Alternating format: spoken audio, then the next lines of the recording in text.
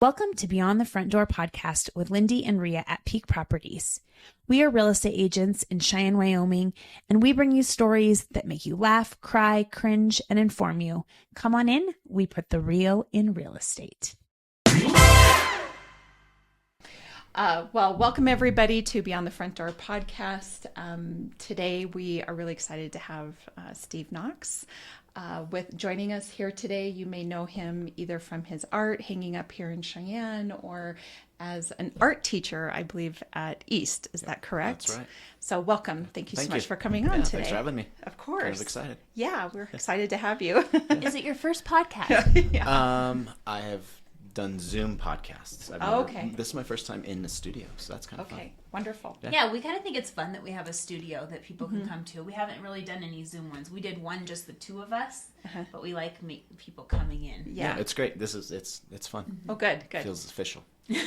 So how I met Steve is because my sister Gina and her husband Kevin were here visiting the first weekend, like the last weekend in May there.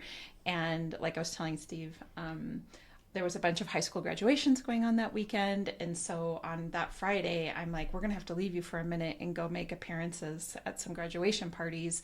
And they're like, that's fine by us. They really like to visit breweries.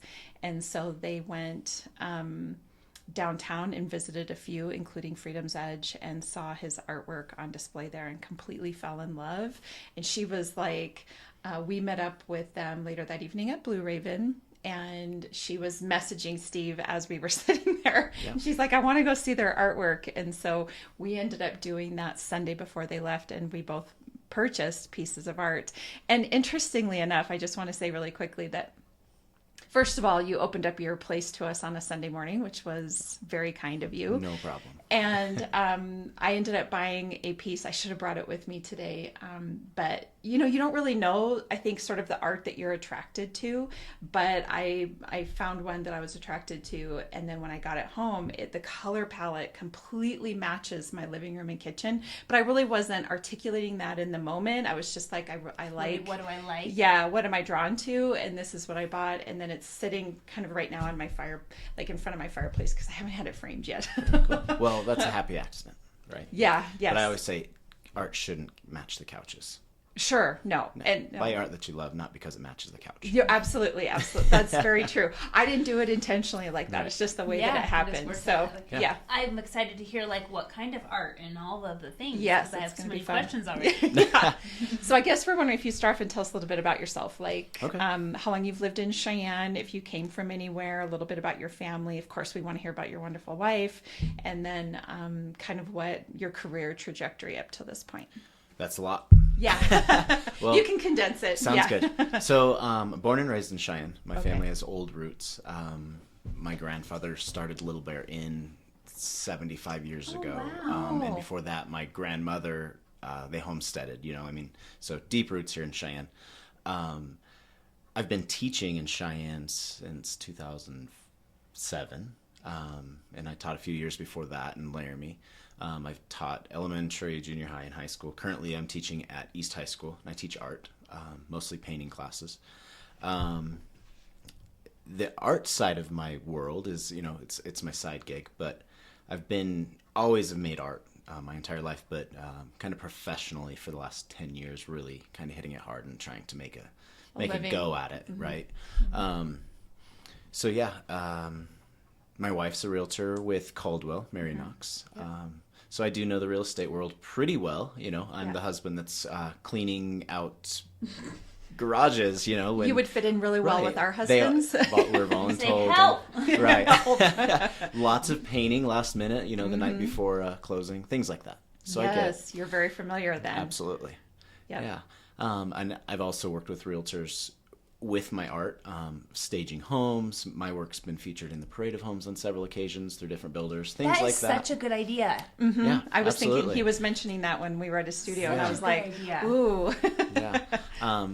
When the Lotus Townhomes downtown were just getting built and they're still trying to sell those units, at one point I had reached out to the realtor that was in charge, and we did a full-on art show concert in their little plaza where we took over one of the units, hung art on every open wall. Had a great time. We had Freedom's Edge came and brought beer. We had a food truck. We had a concert. It was great. Wow. Yeah, so I love to integrate the arts into the world, I think. And people don't realize how integrated the arts are into their daily lives, but I'm here to tell you it is. Well, we're learning a lot because we've had the Cheyenne Artist Guild on here where I feel like I learned so much.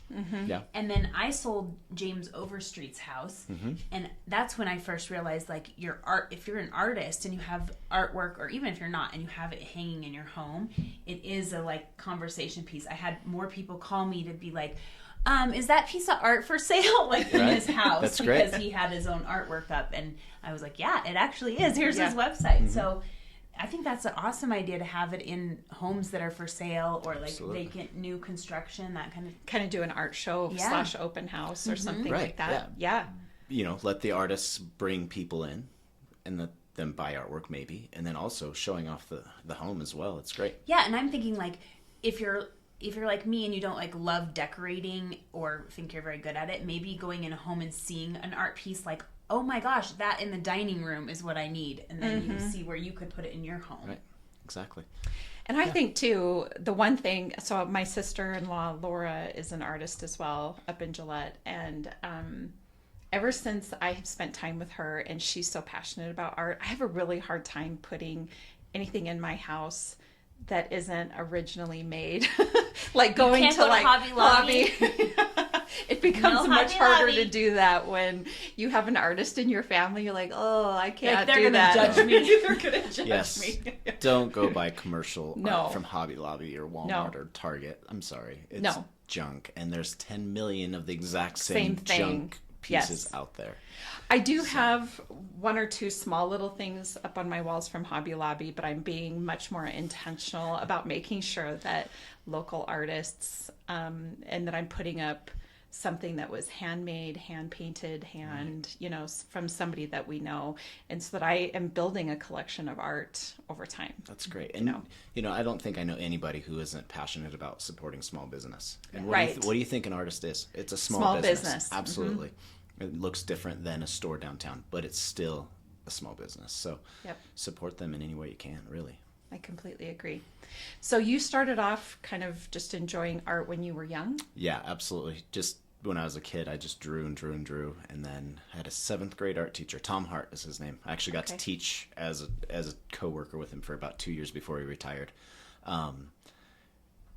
I was painting. It was 7th grade. Like, we were painting watercolors, and I made a painting, and he said, "Wow, you have some talent. Gift. You have some. It's special, and you should pursue it." Right then, I was like, "I'm going to be an art teacher." Oh, And I love when years people have an later, impact here I like am. that. So, yeah, it was great, and that piece still hangs in my mom's house. So what was it of?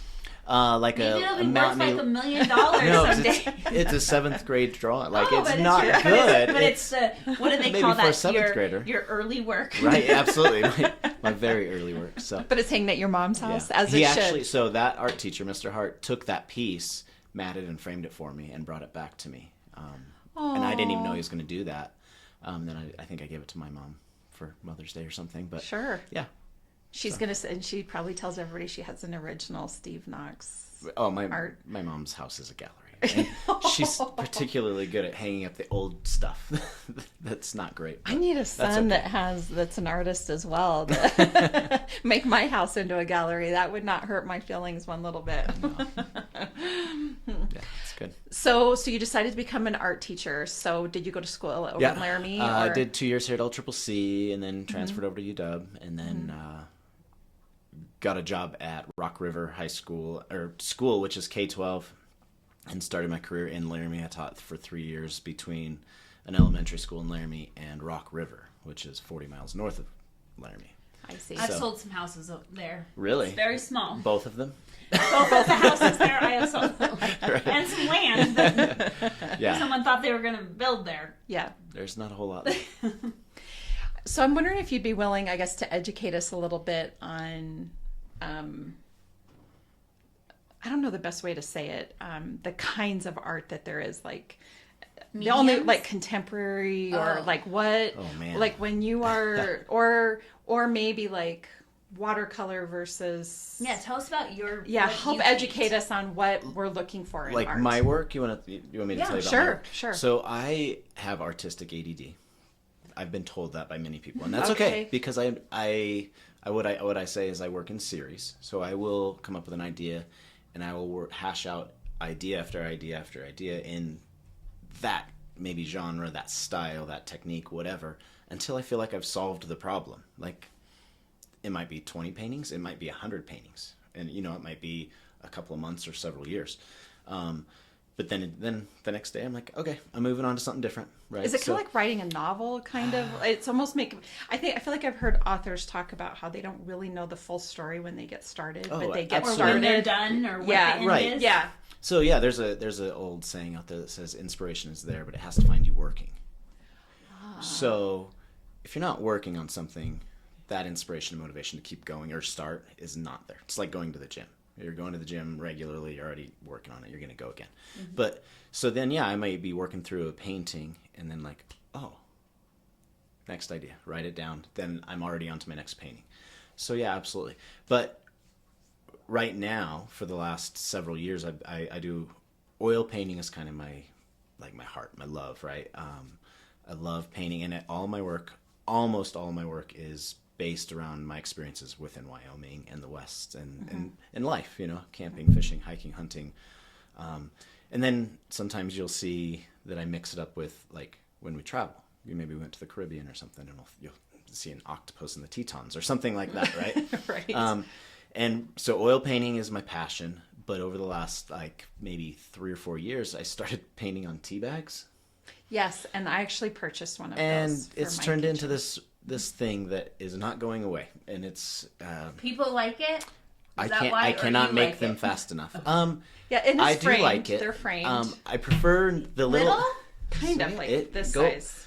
Yeah, go get a tea bag, put it in your coffee cup, and make tea, and then I dry that bag out after it's been used and stained, and then I flatten it and make artwork on it.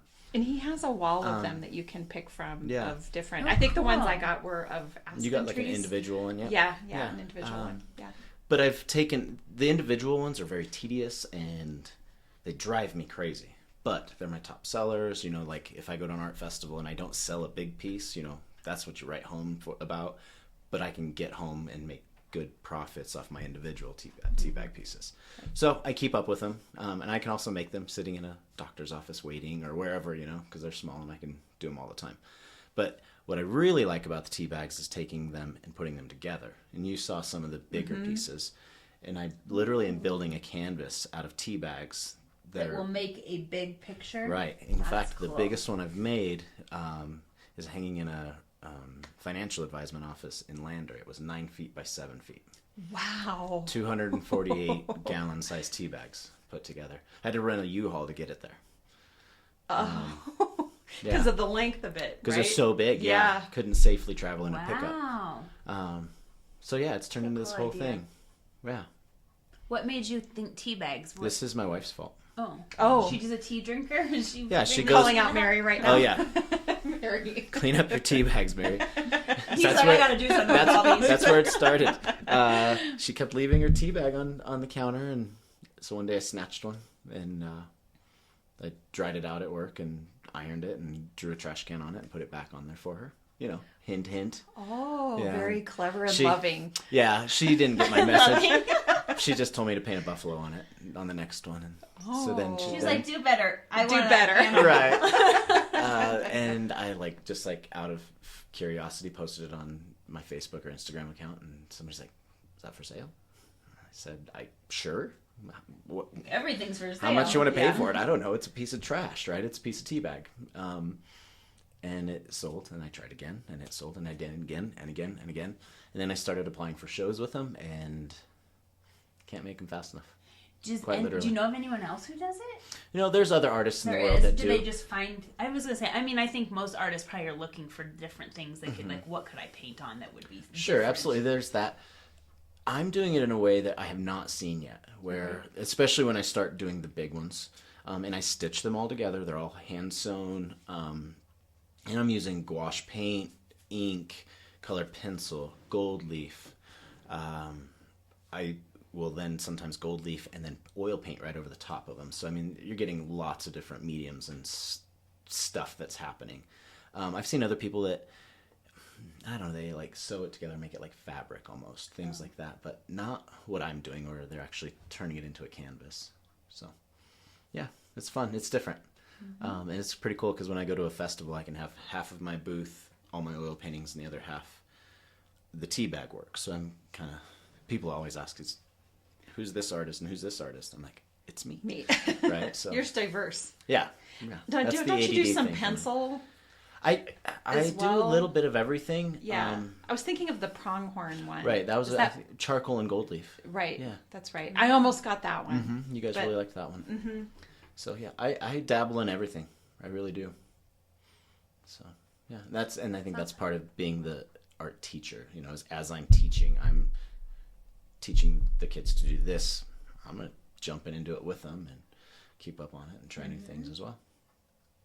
So I'm really, I guess, not educated in the art world, but I'm not either. I tell people all the time, I did art. I love art is very relaxing to me, like doing something, painting. But when I was a kid, I don't know. I did it in elementary school, and once you could do it as an elective, I never did it again. Right. Yeah. Which is unfortunate. So right? that's why I feel like I don't know anything. I'm like, I don't know. I don't know a lot. It's like about music or every kid is an artist, and this is a Picasso quote. Every kid is an artist, but the adult who is an artist just never quit. Sure. Right.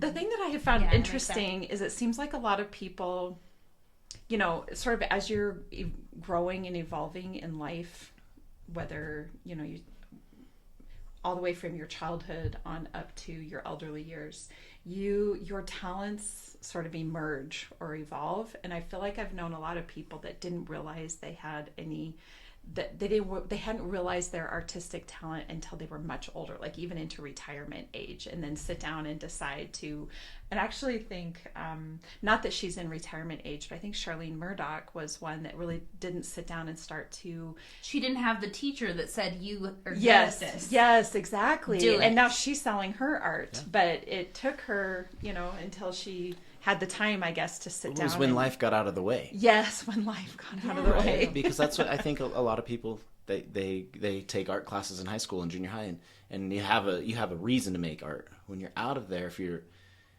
out of that setting, if you're not motivated to keep doing it, you're just not going to, because you have other things that are important, right? Well, and it's very handy that you're an art teacher, so it's on the front of your mind every day. I've kind of made it my life. You've kind of made it your life. And that speaks to all the things I do. You know, I'm the board president for Art Cheyenne. And so not only am I working and selling my own art, teaching art, but I'm also a huge advocate for the arts in the community. And, what's Art Cheyenne? Oh, I was hoping you were going to ask. Thank you for asking. We would like to know. We want to know. Arts Cheyenne is Cheyenne's art advocacy group. We're a nonprofit. We run 5 programs. We're a small organization. We have 5 programs. We run the Cheyenne Art Walk, which is usually on the first Friday of each month, but it's this month, and from now on it's changing to the second Friday of each month. Okay. We have 13 venues downtown that within a walking distance that host local artists. They make it a theme, a fun night every to go tour around essentially and view the art. It's an art walk. Yeah. And the breweries are on there, and there's 13 different locations. So that's every month, all year round. Has been for I think 15 or 17 years now. It's a really long running program. I know this. That's, you know what though? And that's what everybody says. But yeah. If you're not looking, you don't know. My wife could tell me how many houses were for sale on that last block we passed, and I didn't see a single house for sale. Right? Sure. It's what you do. It's what you're looking at. Right. So at the Art Walk, we have the Cheyenne Creativity Center, which is we're a little over 2 years old with that facility. It's an art center. We host workshops. We have a gallery, a gift shop. We have affordable studio space for artists who maybe don't have space in their homes to come work. It's great. We run workshops throughout the week, every week, year round, and it's really become apparent that Cheyenne needs it. So it's really good. Lovely. Is that in the trophy engraving? It's in the old old trophy. Okay, I have been in there and walked around. Great. I did know that. I actually, I think, went to show it Yeah. for real estate, and then I was like, oh, and they were like, we're renting it, and it had all the artwork, and I was like, ooh, can I look at it? Yeah, the owner of the building has been so gracious, and they pretty much have gifted the space to us until it sells. We just are covering utilities and costs. It's been amazing. That's amazing. We're not sure what we're going to do yet when it sells, but we're just thrilled that we have it for now. So we're looking. So keep your eye out. Yeah. Okay. Or if someone wants to buy a trophy engraving, you can just buy it and let donate them it to Art Cheyenne, right? Yeah. That's every nonprofit's dream. Yeah. Right? Yeah. Exactly. Yeah. Okay, so we've got Art Walk, the Creativity Center, and we have the Cheyenne Art House. Have you guys seen the big blue tiny house that travels around town to different events? No, but it sounds cute. It's amazing. How have we missed it? Yeah. In fact, we built it in my shop. Okay. In 2020, when the whole world went crazy, the government was giving out the CARES Act subsidies to the nonprofits, and we got a chunk of money, and we didn't have anything going at that time because we were shut down. So I suggested to Art Cheyenne that we build a mobile art gallery so that when COVID released the world, we could come out swinging. And so we built a 24-foot trailer with a tiny house built on top. And that tiny house is built out as a gallery. And you can go in it and literally look. It sounds so cute. It's so cool. So where what are some places you're set up at? Where can we go? We were just at the Celtic Festival last week. Okay. It's at one of the venues every month for Art Walk in the warm season. You'll see it at the depot for Fridays at the depot quite often. Okay. I was just there Friday, so I was trying to think if it was there Friday. I don't think it was. Maybe not with the Brewer Festival going on. We have certain weeks that were allotted. Sure. And then it goes to the schools. Art teachers will call us and say, hey, can we have a school show? Will you drop it off? And we drop it off in their parking lot, and the students get to have an art show in a real gallery. So they fill it with their own artwork, and how cool and is we do that? rotating themed shows every month. It's super great. It's really cool. I love that. And you can't miss it when it's driving down the road. It's this giant blue building. It's got a mural on the side. Yeah. Well, I don't know that I've seen it, but now when I see it, I'll know. You'll know when you see it. Absolutely. But right now it's just parked down at the Creativity Center. So if you did want to see it, you could drive by. Okay. Okay. So the other programming we have is we have the Cheyenne. I just lost my train of thought. It's our little version of the art festival. It is August 9th or 11th this year. It's down at Lions Park. Okay. We'll have 40 artists set up with their booths, and we're going to have 6 local musicians come through. The city helps us, and they bring their stage that they use downtown to the park, and it is a blast. Huh. It is a blast. And are people painting there? Sure. Some of the artists are painting, but more than anything, they're trying to sell their work. Yeah. Got food trucks and all the things lined up. That program has been in the works for, probably 10 or 12 years, but it's gone through some changes and had to change venues and locations over the years. So we're at 3rd or 4th year at the Lions Park spot, and it's been great. So, yeah. What's the name of your nonprofit again? Arts Cheyenne. And it must be on Facebook. Yeah, of course. I'm going to get on there and make sure that I like it so that I can pay attention to. Yes, please. And while you're looking, our last program is we have an MOU with the city, and we are in charge of the public arts.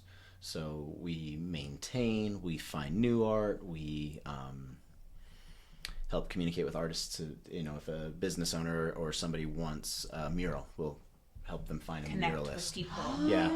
That's good to know. All the bronzes that Harvey DeSalm has been putting up, we've kind of teamed up to help him we put all the plaques, and we've got a archive of every piece of public art that we can find, or that it's constantly growing, that we work with Visit Cheyenne to keep up to date. And so people can visit them, exactly. kind of like as a tourist attraction. And a lot of many of the public art pieces have a QR code. You can scan it and see who the artist was and things like that. Yeah. That's cool. So that's a big project we've been working on with the city. Yeah.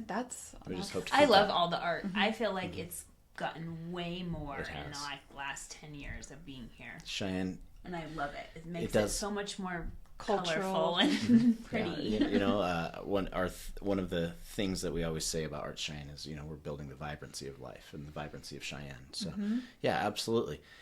And man, you can't drive a block without seeing a mural or a bronze or something.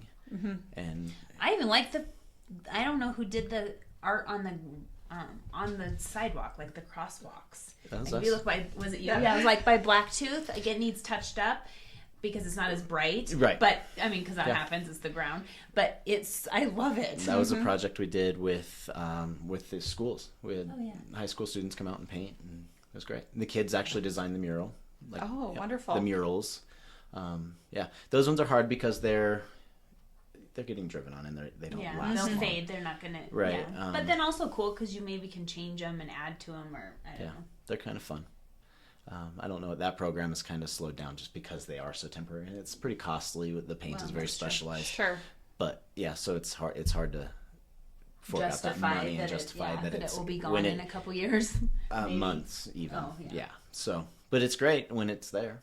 Yeah, absolutely. Does Art Cheyenne do any fundraisers or? Yes, absolutely. Okay. We, since we're a nonprofit, everything we live on is grants Donations and donations and fundraisers.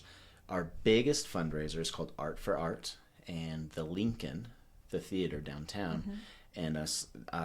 We do this. It's such a cool thing. It's like a concert, but instead of a musician or a band playing, the artwork is the performance.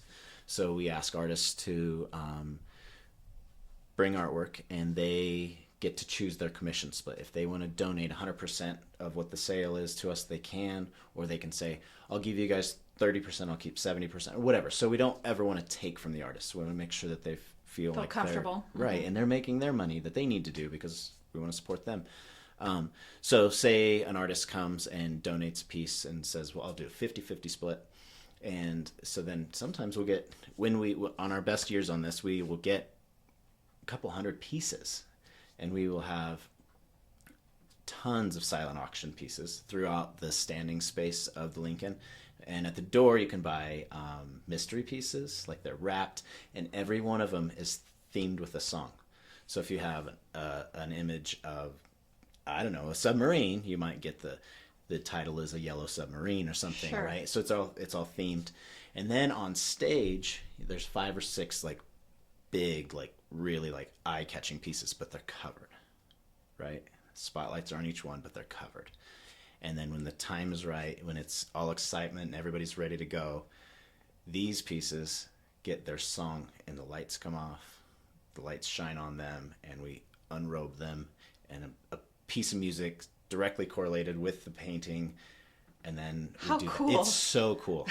We've had it before. And then is it a live auction? And then at the end of the performance of the 5 or 6 pieces, we live auction them, and it's so cool. In fact, last year we didn't have an auctioneer, and since I'm the board president, I was up on stage talking throughout the night and things like that. But then it was like, oh, by the way, you're auctioning these. You're like, I can't talk that fast. Right. So here we go. So first time. And I was just up there making a fool of myself. Had a great time, and everything sold, and it was incredible. And that's our biggest fundraiser. And what time of year is that? That I want to say we're doing it in November this year. Okay. And I think it was November last year. Super fun. It is such a cool We'll have event. to go Keep to an eye that. on it. Yeah. I always say this about Art Cheyenne. Like, if I could get everybody in Cheyenne through our doors to see what we're doing, we would never have to ask for money again, because people would just see how much we're impacting our community. But like we were talking earlier, if you're not looking for it and you're not seeing it, but man, if I could get everybody to that event, we'd have packed doors every year, because it is that much fun. Oh, we're gonna have to go. Yeah. I think we are. that is And the gonna be a Lincoln lot of does fun. such a great job, you know. They're just Yeah, great we there. love the Lincoln. Such supportive Shout out people. to the Lincoln. Yeah, and Renee, who is one of the owners of the Lincoln, is on our board, so we have good ties with them. And Oh, sure. absolutely. Wonderful. That sounds like so much fun. We'll definitely have to. It's a hoot. It's my favorite art event of the year. Yeah. So, yeah. Well, kind of circling back just a little bit to your work as an art teacher, as you were talking a little bit, I was thinking, I guess I would have a two-part question. What is your favorite class to teach to students, number one? And number two, what seems to be the favorite that your students enjoy the most? Like, what kind of art do they really like doing? That's a tough one because every kid is so different. At East, we have a fantastic art team. We have 5 teachers, which is the biggest in the community as far as the high schools go. We have ceramics, sculpture, painting, drawing, digital art. We have it all, right? A little bit of everything. So some kids are just drawn to ceramics, and we have an incredible ceramics teacher, Meg and John, that just guides them, and they do their ceramic stuff, making pottery, which is awesome. Okay. I have for the last few years taught drawing, painting, and then AP and IB, which are upper level, like college level courses. And I get in this next coming year, I finally have built up the painting program big enough that I'm only going to have painting 1, painting 2, and then my AP classes. Because your classes are full. They're getting bigger and bigger. Our program's just growing. So wonderful. So, me being like kind of painting specialty, that's what they've put me at, and it's great. I'm super excited. But those AP and IB classes are really fun to teach because they're taking what they've learned, in their undergrad, the lower level classes, and then they get to start developing a thread and their theme, and they get to make the artwork that they want to make, tell the story that they want to make, and really dive into it. And it's research based. It's planning, and it's not just painting pretty pictures anymore. It's what's going to take them to the next level. So that one's a really fun class to teach. Yeah. I think I was thinking back to what you were saying earlier. So a lot of our guests that come on are talking about essentially their decision to jump into something big. So maybe leaving their typical 8-to-5 job and jumping into whatever dream that they have. And we call them jump stories from, I don't know if you've ever watched Steve Harvey talking about jumping. It's a great little, I think it's this 5-minute speech that he does before or after Family Feud, with the audience. And he talks about, jumping. And what made me think of that was that you had said when you start off with a piece, you don't necessarily have the whole picture in your head. You start off taking one step at a time, and that essentially the inspiration comes as you work. Right. And we hear that from every single jump story that has come in, whether it's somebody starting a CrossFit gym or somebody starting a food truck or whatever their business venture or idea is. They don't necessarily have the whole picture in front of them. They just know they need the idea, the main parts. Yes, they have to get started. Right. And then you sort of, and this word gets used a lot, but you sort of have to manifest your dream. You have to put faith into it and walk sort of one step at a time, and then the universe will start to make it happen for you. And it sounds like it's similar with art. And I just wanted to draw that correlation because we talk about it all the time on here. And I always want people to hear that whatever your dream is, the process is almost always the same. Whether you are an artist or whether you are a cook or whether you are a teacher or CrossFit owner or whatever it is that you're doing, the process is that you have to make the decision to start, have the courage to do it, and then understand that you don't need the whole picture in place in your head. And to Lindee's point, she says this all the time, you don't necessarily have to have everything brand new, the big beautiful building, the art studio. Sometimes you're just starting off in your bedroom with a canvas and a paintbrush, right? Absolutely. It's not necessarily that you evolve, that right away you have the full shop. Right. And you said it best. You have to, 1, start, and 2, you have to have the guts to put yourself out there. Yep. That's probably the hardest part. Yeah. Especially if you're doing artwork that is, telling your story, and it's highly emotional. Sometimes it's telling your personal stories, or putting yourself out there at risk of somebody saying something like, your art sucks, it's ugly, or I don't like it, or it's too expensive, or all the things that people don't usually intend to be mean or rude or, But they're just freely giving their opinions. Right. Sometimes people should just shut up, though. Yeah, right? Like, no one cares. But for those emerging... Oh, but that's the thing where it says, what everyone thinks about you or your artwork is none of your business. That's exactly right. Yes. I don't need to know You're what like, you I think. don't even know what you think. Yeah. If you like it, you buy it. If you don't, move on. Scroll on, find right? something you like. Absolutely. Yeah. But yeah, I really like getting started. And that having the guts to put yourself out there is so important and so huge, and get past that perfectionism, Well, we've learned that in this podcast, because the first few, it was like, you left here and I'm like, I don't think I want to put that on the internet. I think I said some stupid things. So you want to hear something funny? Just very coincidentally, I do have our very first introductory podcast episode scheduled for Friday on Facebook. And when you look at it, you watch it, you go, oh, there we are. So just But you just have to start things. Here's what you guys need to do is have a watch party. I'm telling you, call the brewery and say, we're having a watch party. We'll bring the big screen. For our first episode. And we can laugh together. Yeah. So we had this like big... huge microphone thing in the middle, and they were like these stands that went like this. We couldn't see to each other. We were looking around so much, and then we're reading from a script as well. We did. We are we're looking down with our heads reading from this. You wouldn't know that today, but I was watching it and I thought, oh my gosh! And so I do have it scheduled for Friday. Just very coincidentally as we're discussing this, but I think whether us as podcasters or even as realtors, and I bet Mary has discussed this, but when you very first switch careers or do something different, you kind of deal with some imposter syndrome, right? Like, absolutely. Like I have my real estate license, but that doesn't mean that I know what I'm doing when you very first get started. And I think it's the same thing whether you're a school teacher, you got your degree, your first year as a teacher. I'm sure your whole first year you were like, holy crap, what I get myself into. And teachers have a weird thing going.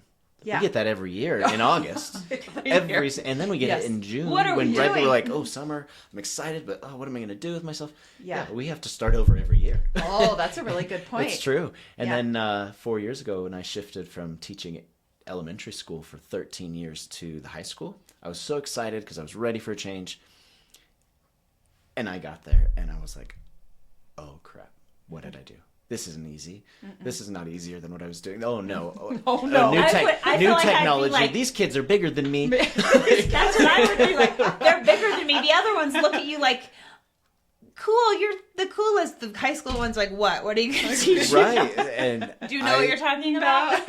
About my third day at East, I came home to Mary. I said, I think I screwed up big time. I should not have changed. And she told me to shut up and go do it. And 3 weeks from that point, I was like, you got it. So glad. It's the best change I'd ever done in my career. So, yeah. I think when you, and I'm going to owe Lindee $5, I think, for every time I say this, but I say all the time that when you make a big change, it's like the universe, like a bunch of things go wrong and conspire to see if you're really serious about that change that you made. So I'm sure the first week, things were intimidating and probably some hard things happened and you're questioning yourself and and there's that tug of, should I go back to comfort to where I was, or do I make the leap and believe in my capabilities and think I can do this? Absolutely. And that ties into from teaching. Then we can go into being an artist and an emerging artist. Like every painting you start is that, every single one. Then if you're thinking about shifting, maybe changing your color palette or your painting style or imagery, every single time you're like, well, I know how to paint that. I should go back to that. That was easier. But then you're not growing. Right. Yeah. And that's where discomfort is absolutely where the growth lies. Right. And then, you've talked about festival artists or a young artist trying to start selling their work. Like, it's easier to make the work than it is to put it out in front of somebody and get told that it's not good enough or whatever. And then a lot of people just pull back and quit doing it again. And so that imposter syndrome is real and it's everywhere. So and there's people out in the world that aren't going to help it at all. They're going to you have some people that are going to be very supportive and cheer you on, and then there's going to be some people that are going to be the naysayers or maybe make it a little harder for you, and you just have to not listen to all the noise, right? That's hard. And it is Yeah. hard. I like to say that being an artist and being a community of artists is like the old proverb, a rising tide lifts all ships. Because if an artist like James Overstreet is doing really well, that's going to rub off on the community, and then the rest of the community is going to say, James is doing good, and then I'm going to buy artwork from other artists, and it's going to lift everybody. The more murals we see, the more murals you're going to start seeing everywhere, right? I mean, it's like energy begets energy. It really is, right? Absolutely. Yeah, absolutely. What was the final thing I was going to ask you? Oh, so kind of wrapping up, I guess one other question I would have is, what made you decide to start branching out and selling your own art? Like, what happened there? Well, I've always made artwork, and in college, I would, if I needed some beer or something, I would sell a drawing real quick. Sure. You'd like, would you like me to draw a picture Right, of you? right. And they're like, sure. You make that as a joke. That's really I how it was. would say, okay, draw me. I drew this picture. My aunt would love that one. I'll sell it to her, and so I can afford to go out and drink this weekend or whatever. Yeah, very innovative. Yeah. But then just years and years of making art, not really like pursuing sales. I just had stockpiles, and then years ago, when the Cheyenne the art festival started years ago in their first rendition, a friend of mine asked me if I wanted to share a booth. I was like, oh, okay, I've never done that. Let's try it. Sold some work, and it was cool. And then and Mary really was key in pushing me out of that comfort zone and saying, hey, you've got all this work, go sell it, go do stuff. And then so I dove headfirst into like the art festivals, and I was doing the mountain towns in Colorado for a while, and then I got into like Jackson and different things. And it really just took off, and I learned the hard way. Like, I didn't have a mentor, I just did it.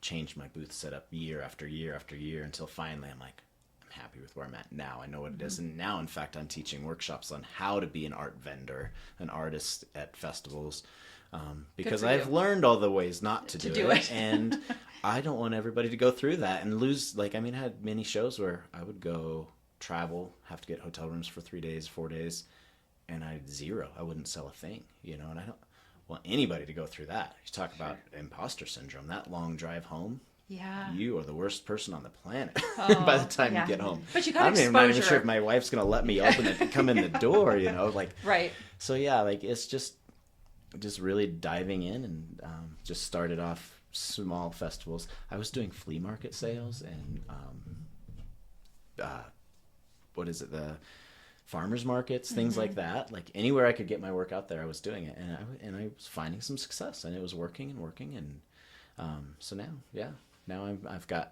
I do gallery shows when I can. I just had a solo show down in Trinidad, Colorado, back in April, where it was at a world-renowned Western art museum. It's so cool, like things like that. I just got into, this is maybe my biggest accomplishment as far as my art goes. I got accepted into the Coors National Stock Show, Western Art Show. Wow, congratulations. And the Young Guns Show, which is highly competitive. My work will be hanging amongst some of the best Western artists in the world, and I'm like thrilled about it. Like super nervous. Like, is my good enough? But absolutely, it absolutely I'm like, well, will it got there be. for a reason, right? So yeah, exactly. Congratulations. Yeah, thanks. That's amazing. That's exciting. So, thank you. Well, is there anything? Well, first of all, I guess want to make a shout out to all supportive spouses out there, right? And to Mary, because I think we all need people in our lives that are cheerleading and see the potential in us and really push us forward. So that's amazing. Absolutely. I call her upper admin. So I got to ask the boss, But no, she's been so supportive, and on these long weekends when I'm at a festival and stuff, and she's wrangling the kids and doing all the things. And probably working herself. Right, yeah. absolutely, 100%. Yeah. But we're a good team in that way, so. Good. Yeah. That's amazing. Well, is there anything that we didn't cover today that you would like to share with the world? I don't know. I appreciate you guys, and just next time you're out and about, look around and realize how close the arts are to you. You might be at an event where you got music over here, you've got an artist painting over here, you've got dancers or anything. Like, we are so immersed in the arts, yet so many people don't realize it. So, if you have it in the capability to support the arts in any way, please do so. Especially in the world we're living in right now, the arts are only going to make things better.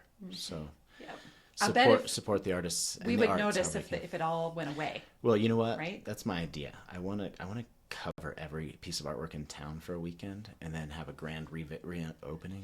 Sure. Yeah. It would wake up everybody. Right. Yeah. Right. Like to see if we didn't have it, how boring life would be. Love it. So where can they find your art? Yeah, that's what I want to know. So I'm pretty active on social media. My Instagram is Steve Knox Art. Facebook, I think it's YO Fine Art.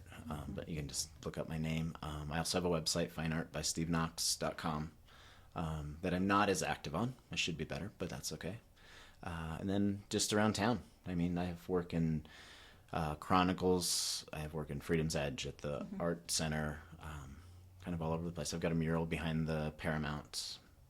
All sorts of stuff. Yeah. Okay. I'm all over the place. I'm easy to find. Where's your mural at the Paramount? It's the Antelope. Oh, Yeah, okay. Josh Brady and I painted that. I guess it would have been 2020. Oh, sure. So, During the pandemic. Yeah. Great. So in wrapping up, Lindee and I each ask our guests a question, and mine is, what is your favorite thing about Cheyenne? Oh, that's a tough one. Probably the people. Yeah. Yeah, really. Yeah, growing up here, having both sets of grandparents living here, and everything. Well, and people the deep history that you right. have. Yeah. I love that we can still walk down the street and say hi to people I don't know, and a lot of places don't do that. So probably the people. Yeah, we've heard that a time or two. The ability to say hi. Right. My question is, if you could buy real estate anywhere in the world, money's no object, where would it be and why? And what would it be? Ooh. Well, I'm a avid outdoorsman, big hunter, fisherman, camper. It would be in Wyoming. It would probably be at the base of a mountain somewhere. With a fishing pond and some good hiking trails and all the things. I completely agree. Maybe Sheridan area. Yeah, that's really pretty up there. And great inspiration for art up there. Yeah. We camp up in the Bighorns every year, and I take my paints with me, and I do plein air painting up there the whole time. Yeah. So it's just amazing. There's a photographer out of there. I love his work, and I actually have a couple of pieces in my house, excuse me. Is it Tim Dooley? Yeah. Yeah. If you ever catch his photography, it is amazing, and I'm sure a lot of it comes out of the Bighorns and the Sheridan area. Beautiful area. Yeah. So anyway, well, thank you so much for coming. Thank you guys. It's I had a been blast. Real pleasure. It was fun. Yes. Yeah. And for all of you listeners, as you know, Lindee and I are realtors at Peak Properties. So if you're looking to buy, we'd love to help you with that. You can find us at www.sellcheyenne.com, and of course, Beyond the Front Door podcast on YouTube, Spotify, iHeartRadio, Apple Podcasts, and Alexa. And please be sure to hit that subscribe button with whatever platform you are listening in on. And we hope you have a really great day. Yes, thank you. Awesome. Yep.